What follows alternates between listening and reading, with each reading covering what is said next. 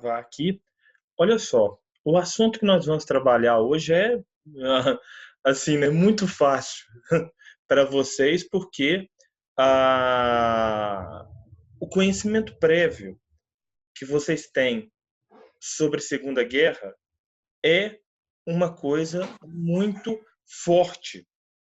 E isso torna o trabalho de qualquer professor, de qualquer profissional, algo mais fácil. Então, ou seja, né, quando se fala em Segunda Guerra, vocês têm muitos livros, filmes, documentários, séries, reportagens que vocês já viram ou já leram. Então, além disso, existe uma curiosidade extremamente forte, é, extremamente forte sobre a Segunda Guerra. Entretanto, a gente vai ficar mais no campo dos eventos, logicamente retratando algumas curiosidades. Então, na aula de hoje, a gente vai tratar a Segunda Guerra Mundial, pegando um pouco dos antecedentes, pegando um pouco do desenvolvimento do conflito e pegando um pouco da do pós-Segunda Guerra. Então, deixa eu compartilhar a tela aqui e na segunda aula, como sempre, exercícios, né? Vamos lá para o compartilhamento de tela. Luiz, você começa lendo para nós, aí, fazendo favor, do 4, a Segunda Guerra Mundial, até o 4.2, o início da guerra? Sim. A Segunda Guerra Mundial, 1939 a 1945. Antecedentes. Winston Churchill. Essa guerra é de fato uma continuação da anterior. Política de apaziguamento e atitudes agressivas da Itália e da Alemanha nos anos 30. Ocupação da Manchúria pelo Japão em 1931, da Etiópia pela Itália em 1935 e anexação da Áustria em 1938. Acordo de Munique determinava o reconhecimento por ingleses e franceses na anexação da Tchecoslováquia por parte de Hitler.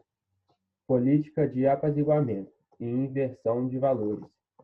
Pacto Nazi-Soviético. Acordo de não agressão entre o RSS e a Alemanha, assinado em 1939.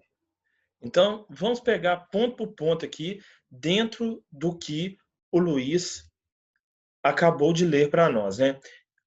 Temos o seguinte, primeiro, a declaração do Winston Churchill, essa já feita no coração da Segunda Guerra Mundial. E o que o Churchill avisou naquele momento, no calor do momento, que a Segunda Guerra era, de fato, uma continuação da Primeira. Por quê? Questões que não foram resolvidas na Primeira Guerra Mundial acabaram desaguando na Segunda. Então, eu vou colocar isso até no chat, né, aqui para todos. Questões. Peraí, gente. Questões que não foram completamente resolvidas na Primeira Guerra levaram à Segunda. E aí, colocando entre parênteses, quais eram essas questões? Uma delas, o nacionalismo. Ou seja, né, o nacionalismo, sentimento de povos que compartilham uma história, compartilham um território, compartilham um modo de vida, uma cultura, por vezes um idioma em comum, levou à Primeira Guerra Mundial. Mas o que foi o nazismo, em parte, senão um nacionalismo exacerbado, ou seja, exagerado? Então, o nacionalismo pode ser considerado um fator que levou à Primeira e à Segunda Guerra Mundial. Um segundo fator aqui foi o próprio imperialismo, ou também chamado de, vou até colocar uma barrinha aqui, de neocolonialismo. Colonialismo. Países como Itália e Japão não ficaram satisfeitos com a partilha de territórios ao fim da Primeira Guerra Mundial. E aí começaram uma política agressiva de expansão por outros territórios, alimentados também por uma outra política agressiva da própria Alemanha na década de 1930. E, além disso, você tem um revanchismo. Ou seja, né, um desejo da Alemanha de lutar em uma nova guerra. Então, esses fatores mostram que a Segunda Guerra Mundial ela foi uma continuação da primeira, pois esses fatores como nacionalismo, imperialismo e revanchismo, que não foram resolvidos na Primeira Guerra Mundial, acabaram levando a Segunda. E aí, neste quadro de pré-guerra, gente, eu já falei em outros momentos que a década de 1930, com vocês, talvez tenha sido a década mais autoritária do século XX. Então, ou seja, você tem o fascismo na Itália, o nazismo na Alemanha, o franquismo na Espanha, o salazarismo em Portugal, o Estado Novo no Brasil, o totalitarismo stalinista, o stalinismo na União Soviética. Então, ou seja, governo de esquerda ou de direita foram ali extremamente autoritários. Alguns se transformaram até em totalitários. Os dois casos mais clássicos, o da Alemanha nazista e o da União Soviética stalinista. E aí, gente, dentro desses governos autoritários, uma prática de valores antidemocráticos, antiliberais, que nós já vimos quando nós estudamos nazismo e fascismo, acabaram por contaminar o mundo. E ao final dessa contaminação, nós tivemos a Segunda Guerra Mundial. Bom, e aí dentro dessa política de domínios, dessa política imperialista, a Manchúria, território hoje em dia chinês, é invadida pelo Japão, a Etiópia, que era um território independente, invadida pela Itália, e a Áustria é anexada, juntada ao território alemão em 1938. Então, ou seja, né, mostra a política agressiva de domínio sobre outros povos das potências do eixo. Por que elas eram chamadas de eixo, pessoal? Porque elas formaram, né, um acordo militar chamado de eixo. Eixo Roma, Berlim, Tóquio. É por isso que se fala eixo. Outro ponto também, se você tem políticas agressivas pelo lado do eixo, você tem políticas de um apaziguamento problemático por conta da Inglaterra e da França. Se a Alemanha estava com a faca nos dentes querendo uma guerra, a França e a Inglaterra não queriam essa guerra. Ou pelo menos muitas personalidades não queriam essa guerra. E aí, a Alemanha incorpora a Áustria. Os líderes da Europa. Deixa, não, Hitler não vamos fazer nada, não. A Alemanha incorpora os Sudetos. O que é os Sudetos? Né? Era uma região na antiga Tchecoslováquia, hoje República Tcheca, de maioria alemã. Aí os líderes da França, da França, da Inglaterra, se reúnem com Hitler e o Hitler dá a palavra de que não ia invadir mais nada. Aí, poucos meses depois, ele estava tomando toda a Tchecoslováquia. Aí fala assim, não, tá, ele só tomou o resto que era ali, já era dele. Ele anexa a Áustria e fala assim, não, foi vontade dos próprios austríacos. Quando ele invade a Polônia, aí o povo fala assim, opa, vão acordar. E aí vem o início da guerra. E antes da invasão da Polônia, gente, foi de fundamental importância o chamado Pacto Nazi-Soviético.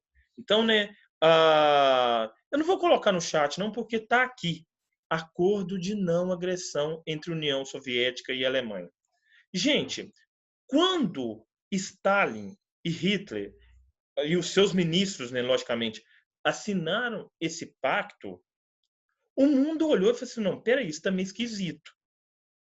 Meio esquisito por quê? Porque as forças antagônicas da Europa naquele momento eram os comunistas e os nazifascistas. Lembra vocês, por que o Partido Fascista cresceu na Itália? Justamente para barrar os comunistas. A mesma coisa, um dos motivos também na Alemanha foi a barragem dos comunistas. E como Stalin aceita fazer esse pacto? Meninos, eu não coloquei nos exercícios de hoje, eu acabei esquecendo, mas uma chargezinha muito boa. Deve ter na apostila de vocês aí. Que mostra, né, o Stalin assinando com um pacto na mão e com a faca nas costas. O Hitler com o pacto na mão e com a faca nas costas. E aí um fala para o outro, né, fala assim, ninguém sabe das nossas intenções. A outra responde, nem nós. O que essa pequena charge quer dizer? Ela quer dizer que todos dois já tinham um interesse de luta. E todos dois já sabiam que em um determinado momento esse pacto de não agressão seria desfeito. Mas, para ganhar a mobilidade que precisava dentro da Europa, o Hitler precisava de garantir uma neutralidade da União Soviética por um determinado tempo. Poucos dias depois da assinatura do pacto, vem a invasão da Polônia e o início da guerra. Vamos lá, pessoal. Luiz, por favor, 4.2 até o 4.3 fazendo para nós aí. Peraí, deixa eu só subir um pouquinho. Pode ler, só esses 2 pontinhos aqui. O início da guerra. Invasão da Polônia em 1939. Ação da Luftwaffe e Blitzkrieg, partida da Polônia com os soviéticos e declarações de guerra. Então, em primeiro lugar, por que a invasão da Polônia foi a causa imediata para a Segunda Guerra Mundial? Porque o Hitler já vinha anexando várias regiões. Com a complacência, com a permissão, ou pelo menos com a inércia dos líderes europeus. Quando chegou na Polônia, falou, opa, aqui não tem mais jeito. Esse é um primeiro ponto. Um segundo ponto, eu vou colocar uma coisa que uma vez eu li num livro. Se na Primeira Guerra os soldados avançavam como escoteiros armados, na Segunda Guerra eles avançavam como turistas armados. Gente, o que essa frase quer dizer? Da alta mobilidade que o exército alemão empregou nos 2 primeiros anos de guerra. Então, ou seja, avançava como? Era coluna motorizada, era carro, era tanque de guerra, era avião. O que quer dizer essa palavra Blitzkrieg? Deixa eu colocar aqui. Blitzkrieg.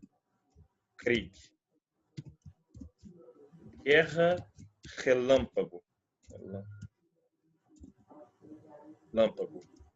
Que consistia em ataques rápidos e mortais.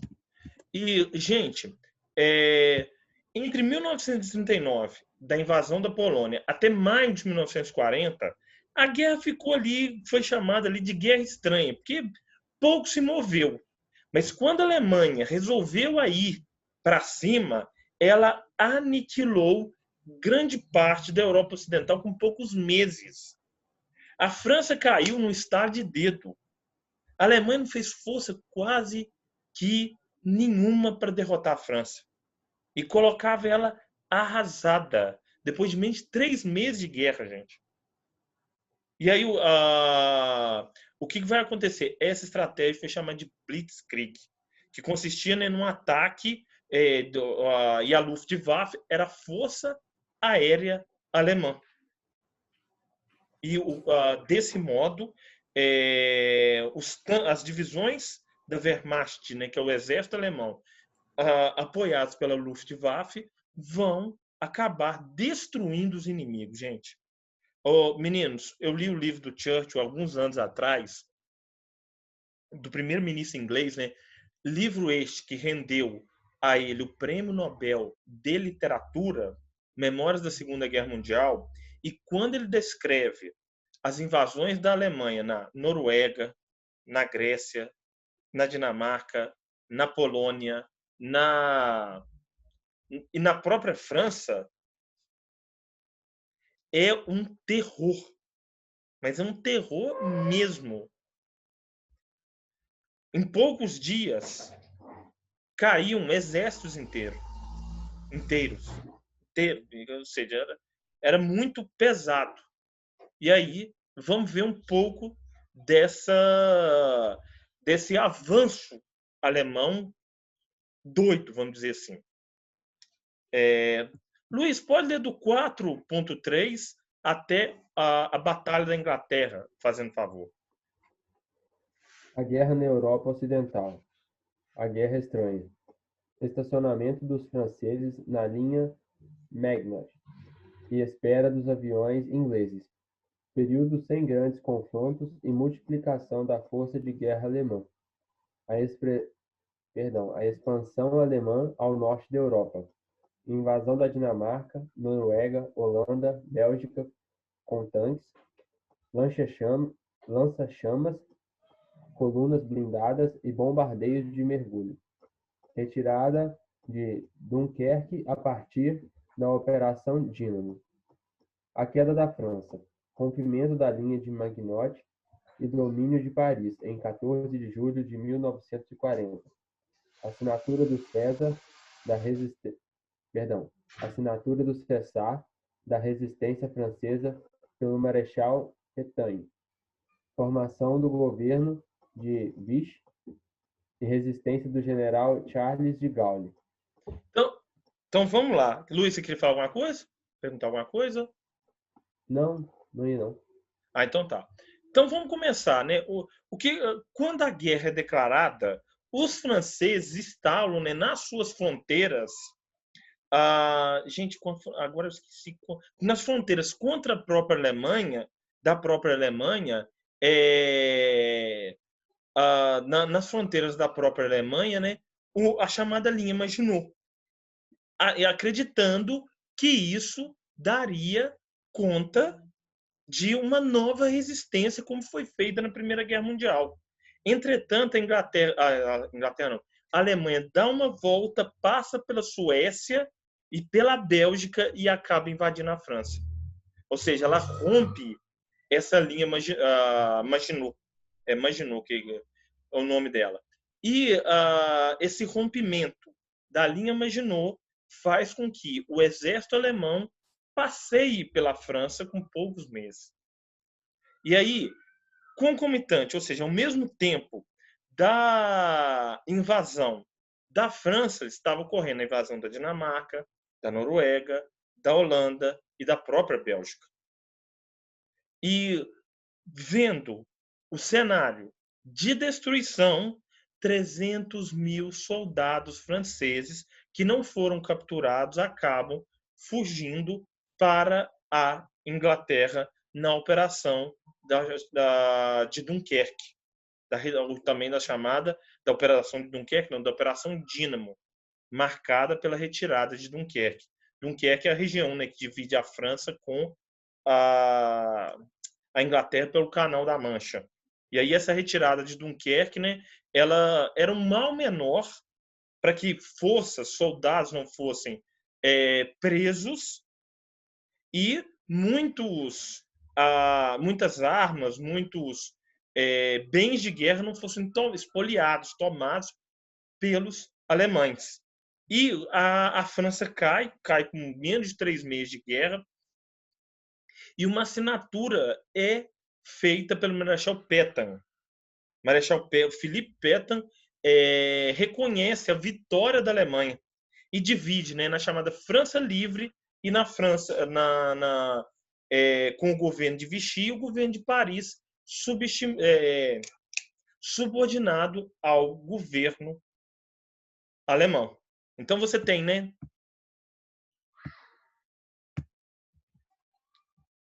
divisão da França em duas. Paris, governo diretamente controlado pelos nazistas, Vichy,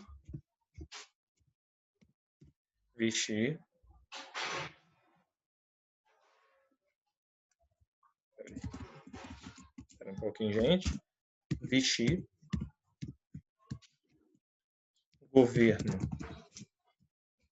livre que colaborava com os nazistas. E aí, gente, para, digamos assim, manter uma certa liberdade com todas as aspas do mundo, o general, o marechal Philippe Pétain reconhece a vitória e a supremacia da Alemanha sobre o território francês. E o que é um governo colaboracionista? Que é livre. Aí por isso que eu coloquei liberdade ou livre entre aspas, porque ele colaborava com funcionamento, com campos de concentração e com outras coisas mais determinadas pelo governo da Alemanha. Então era um governo livre entre aspas. O de Paris era nomeado pelos próprios alemães mesmo. E o de Vichy não era nomeado pelos alemães, mas tinha que estar sempre dando notícias, informações do que se passava dentro desse território. Aí é que surgiu a figura do general Charles de Gaulle. Ele vem falar assim, não reconheço nem o governo de Paris e nem o governo de Vichy. Eu sou presidente da França livre. E ele se auto-intitula presidente da resistência da França livre. E aí, gente, o Winston Churchill, primeiro-ministro da Inglaterra, vai promover o general de Gaulle como esse líder da França livre. Como ele vai promover? Com passeatas na Inglaterra, com ondas de rádio. Ele colocava muito de Gaulle para falar no rádio. No primeiro discurso, de Gaulle, viva a França, viva a liberdade. Ele deixa claro que ele não reconhecia nada do que se passava dentro da França. E ele era o governante francês, da França livre, sem interferência da Alemanha. Mas demorou bastante tempo, ainda demoraram 4 anos para aí sim os alemães serem expulsos do território francês e o de Gaulle ser presidente oficial da França mesmo. A gente vai ver isso mais para frente. Bom, a Batalha da Inglaterra. Luiz, pode ler o teu 4.4, fazendo favor? A Batalha da Inglaterra. Operação Leão Marinho. Bombardeio sistemático realizado pelo Luftwaffe contra os portos, os centros... Desculpa aqui, Luiz, erro. Não, os portos, centros industriais e defesas aéreas de todo o país. Winston Churchill. Jamais na história dos conflitos humanos tantos deveram a tão poucos. Bom, meninos, Napoleão e Hitler são 2 personagens que têm muitos pontos em comum. 2 deles, pegando aqui. Não dá para comparar Napoleão com as carnificências que o Hitler fez, por favor. Isso aí não, viu, gente? Por favor, nem. Agora, dentro da conquista das guerras, todos 2 tiveram limitações em relação à Inglaterra, principalmente pelo fato da Inglaterra ser uma ilha. Mesmo o Hitler já possuindo aviões que poderiam enfraquecer muito essa própria Inglaterra, e todos os 2 foram derrotados em grande parte pelo inverno russo. E, gente, como eu mesmo falei, o Winston Churchill, ai, Deus. O Winston Churchill foi um dos maiores oradores da história. Para muitos, ele foi o maior estadista, o maior líder da história do século XX. E para mim também foi. E o Winston Churchill, quando a França cai, ele fez um discurso chamado Jamais nos renderemos. E o que esse discurso deixava claro? Deixava claro que ele não iria aceitar qualquer ameaça, situação da Alemanha, qualquer acordo com a Alemanha. Porque ele, conhecendo um pouco da história, via que acordos com a Alemanha nunca terminavam bem para a Inglaterra nem para a França. E outro ponto também, começa a resistência. Essa resistência se deu onde? Se deu no ar. A cada um avião abatido inglês, gente, tinham 5 que caíam da Alemanha. E aí por isso que ele soltou essa frase, né? Jamais na história dos conflitos humanos tantos deveram tão poucos. O que essa frase significa, gente? Que a resistência colocada ali pela chamada Batalha da Inglaterra, né? Esse confronto entre a Força Aérea Real e a Luftwaffe, que é a Força Aérea da Alemanha, foi fundamental para que a Alemanha não ganhasse a guerra. Isso é verdade? Foi sim. Então, por isso que nunca na história dos conflitos humanos tantos deveram tão poucos. Quem foram esses poucos? Os pilotos ingleses que resistiram ferozmente a essa investida alemã. Vocês estão me entendendo, gente? Quer que eu fale alguma coisa? Sim, pode continuar. Pergunta aí. Não, tá dando pra entender bem. Então tá bom.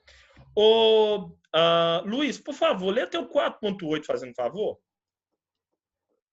4.8? Aham. Beleza. A guerra no norte da África.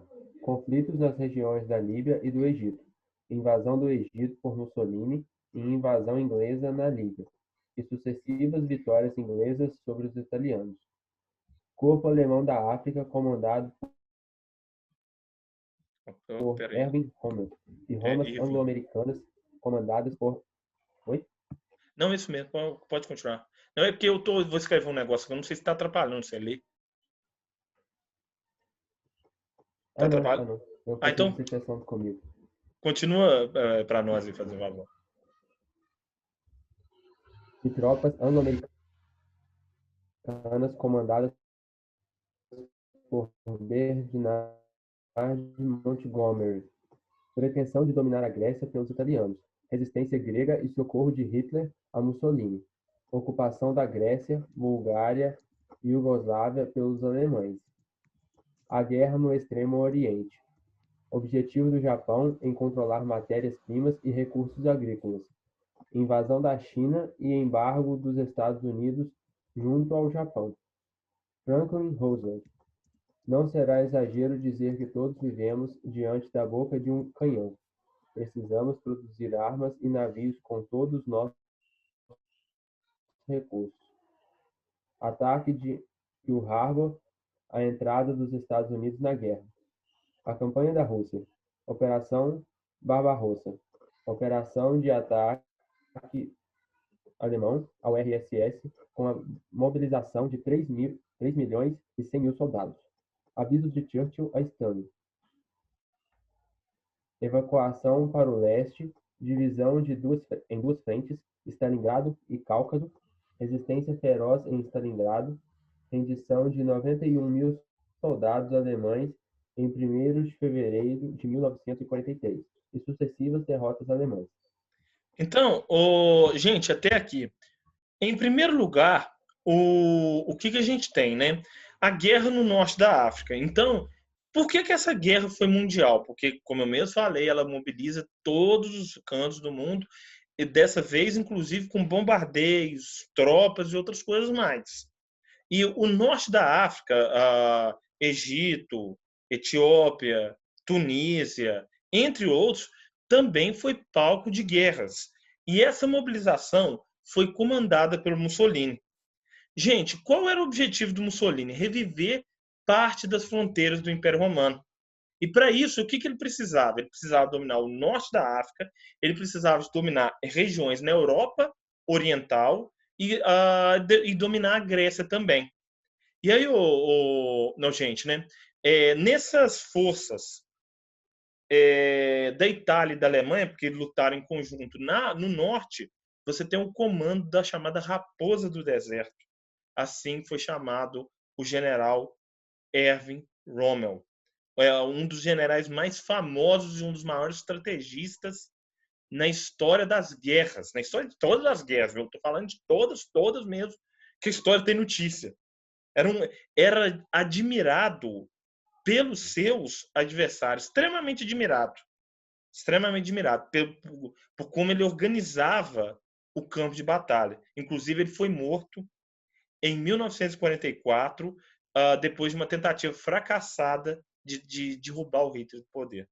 Ele morreu antes da guerra terminar. E já enxergando o que acontecia, né?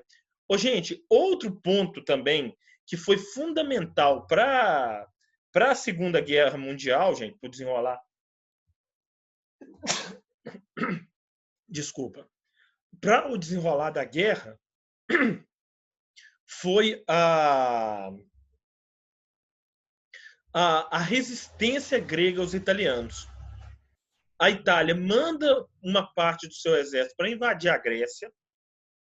A Grécia resiste, aí o Hitler desloca um pouco dos seus soldados que estavam na fronteira, preparados para atacar a União Soviética, na fronteira da Polônia, preparados para atacar a União Soviética e para dar um socorro ao Mussolini em Atenas, na Grécia de modo geral. Aí vocês vão me perguntar, Flávio, mas por que isso foi vital para a guerra? Porque esse socorro que o Hitler foi dar ao Mussolini lá na Grécia atrasou em 3 semanas a invasão da União Soviética. Essa hiper blitzkrieg aqui, essa operação Barbarossa, né, que o Luiz acabou de ler para nós. E meninos, 3 semanas foram essenciais para a resistência soviética e o início do inverno, que começa. Grécia sobre o mundo. O Churchill, de novo, tem uma outra frase muito famosa, né? Que a história deixa registrado que aqueles gregos não lutaram como heróis, mas aqueles heróis lutaram como gregos. Então, ou seja, né? Isso aqui também foi extremamente importante. Tem coisa que você vai falar assim, não é Deus, não tem outra explicação, não. Prefiro acreditar numa outra força superior, porque as forças terrenas não explicam. E uma delas é essa. E isso foi de fundamental importância, gente, porque essas 3 semanas dariam mais mobilidade para o exército alemão invadir a União Soviética, e essa invasão seria de fundamental importância, levaria à queda da União Soviética e ali os nazistas ganhariam a guerra. E aí, gente, começam, né, começa a reação dos aliados. Então, né, o avanço do eixo vai de 39 a 41. A reação aliada vai de 41 a 45 até o término da guerra. Outro ponto também, né? O Japão começa a ter os seus atritos com os Estados Unidos. E os Estados Unidos, que não eram bons nem nada, começam a cortar o seu fornecimento de petróleo para o Japão. O que acontece, né? Eles vão provocando, até o Japão atacar Pearl Harbor no final de 1941, em dezembro de 1941. Bom, vamos terminar essa partezinha aqui.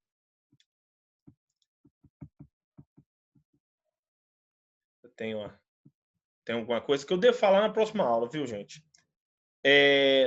Luiz, pode ler da reação dos aliados até o 5.9, o fim da guerra na Europa, na verdade 4.9, né? Mas até essa parte para nós, Luiz, por favor.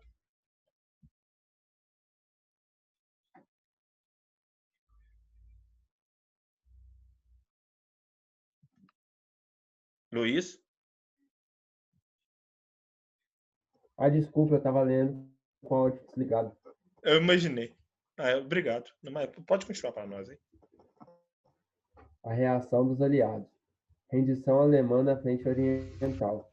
Finlândia, Bulgária, Turquia, Polônia, Romênia, Tchecoslováquia, Iugoslávia.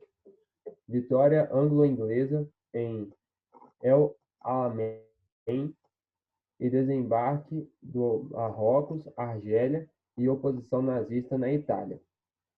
Ação da FAB e da FEB, na Itália. Conferências internacionais do período. Conferência do Cairo, realizada com a participação de Roosevelt, Churchill e Chiang Kai-shek. Estabelecia a partilha de colônias japonesas e a independência da Coreia. Conferência de Teherã, realizada com a presença de Churchill, Roosevelt e Stalin. Acerto da formação da Segunda Frente de Batalha e ocupação da Polônia. Dia D, 6 de junho de 1944. Concentração de tropas estadunidenses, canadenses, entre outras, no sul da Inglaterra. Operação Fortitude. Esforço da contra-informação. Operação Overlord. Consistia no desembarque de 155.000 soldados nas praias da Normandia. Aqui. Então, gente, o curioso, o exército alemão fez ali a limpa, né, na Europa Oriental, ocupando Finlândia, Bulgária, Turquia, Polônia, Romênia, Tchecoslováquia e Iugoslávia. Lembrando, com exceção da Finlândia, da Turquia, o restante desses países foram ocupados pela União Soviética, que permaneceu lá depois que a guerra acabou. Isso explica por que Bulgária, Polônia, Romênia, Tchecoslováquia e Iugoslávia, ao final da guerra, aderiram ao comunismo soviético. Então, todas essas regiões que eu acabei de citar aqui acabaram adotando o comunismo soviético graças a essa ocupação do exército soviético por lá. Outro ponto também importantíssimo gente, na Itália, o Brasil, né, o exército brasileiro, não lutou contra os italianos, viu? A luta ali foi contra os alemães. Que o Mussolini já havia sido rendido, ele estava foragido, né? E os alemães mandaram um corpo de batalha que foi expulso da África para ocupar a Itália. E aí foi contra esse corpo de batalha que a FEB e a FAB acabaram por lutar. Outro ponto de fundamental importância também foram as conferências daquele momento. O que estabeleciam essas conferências, né? A situação do mundo no pós-guerra. Gente, em 1943 já era visível que a Alemanha não aguentaria e que a Alemanha seria derrotada. Os três grandes líderes, né, Churchill, Stalin e Roosevelt, começam uma série de reuniões para decidirem os destinos do pós-guerra. A gente tem a do Cairo, a de Teherã e depois a de Potsdam, já em 1945, para definir o que seria feito ao final da própria Segunda Guerra. Deixa eu interromper o compartilhamento que já vai cair.